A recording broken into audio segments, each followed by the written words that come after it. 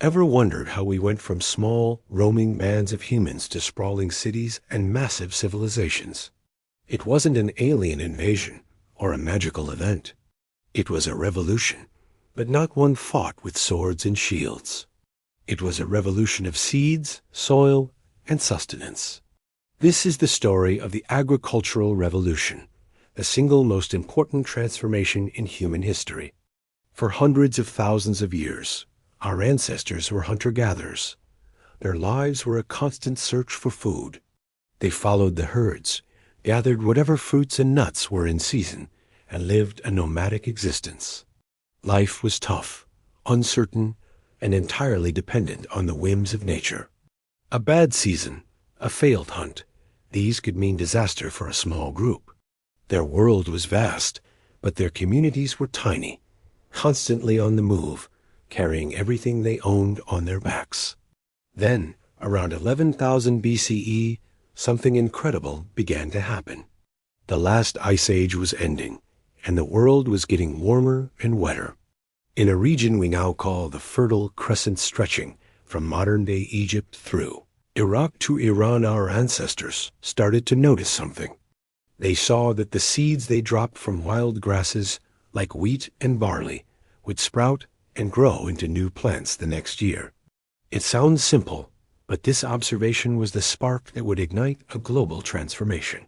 Instead of just gathering what nature provided, people started to actively cultivate it. They began saving the best seeds, the ones from the plumpest grains, the hardiest plants, and planting them deliberately. This is the essence of domestication. They were no longer just taking from nature. They were shaping it to suit their needs.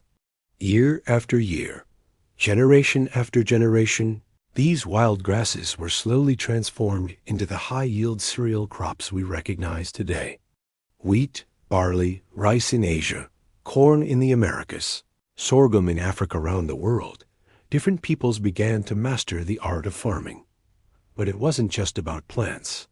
At the same time, humans were forging a new relationship with animals. Instead of just hunting them, they started to manage them. It likely began with wolves, which were domesticated into the loyal dogs that helped them hunt and guarded their camps. Then came the big breakthrough: livestock. Wild goats, sheep, pigs, and cattle were gradually tamed.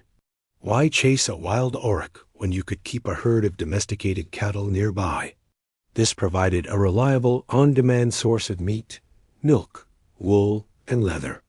Animals also became our first source of non-human power, pulling plows and carrying heavy loads, making farming far more efficient.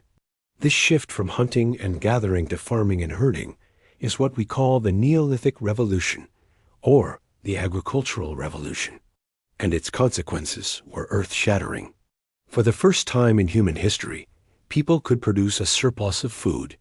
They could grow more than they needed to eat right away. This simple fact changed everything. With a reliable food source, people no longer needed to wander. They could stay in one place. This led to the creation of the first permanent settlements. Small villages, made of sturdy mud brick houses, began to appear. Places like Jericho in the West Bank and Katalyuk in Turkey are some of the earliest known towns, dating back over 9,000 years. Life in a village was fundamentally different from life in a nomadic band. This surplus of food and settled lifestyle allowed for something else that was previously impossible: population growth. With more food available, communities could support more people. Mothers could have children more frequently because they weren't constantly on the move. The human population, which had been relatively stable for millennia, began to explode. From an estimated few million people worldwide, it soared into the tens and then hundreds of millions. But not everyone had to be a farmer anymore. With a food surplus, some people could specialize in other tasks. Potters could focus on creating better storage jars for grain and water. Weavers could craft textiles from wool and flax.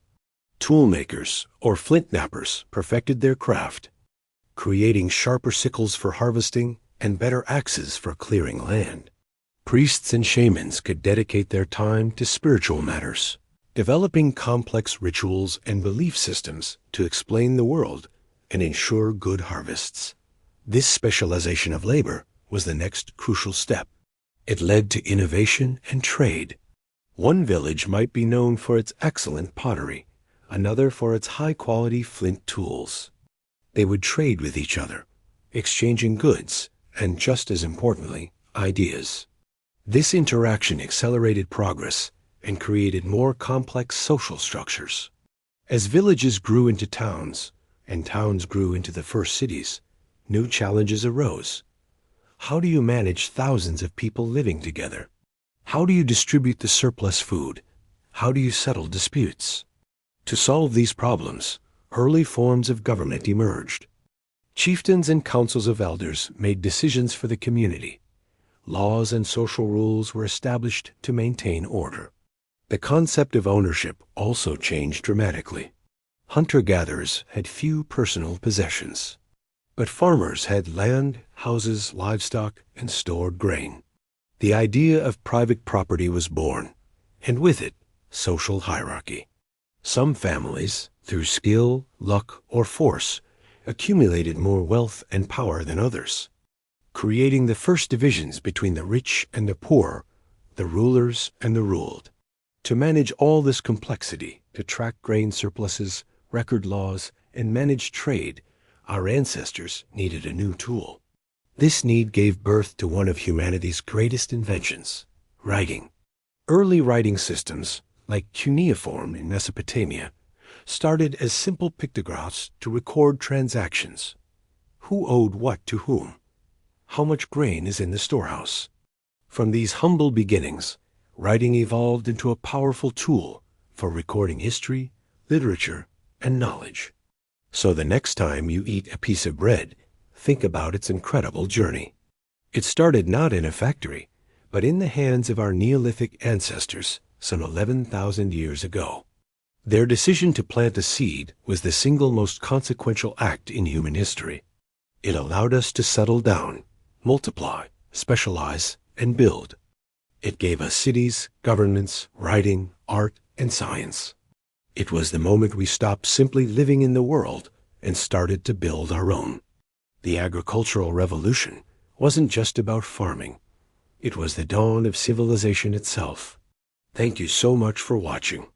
If you found this journey back in time fascinating, please hit that like button, subscribe to the channel, and ring the bell so you don't miss our next exploration into the stories that made us who we are today. See you next time.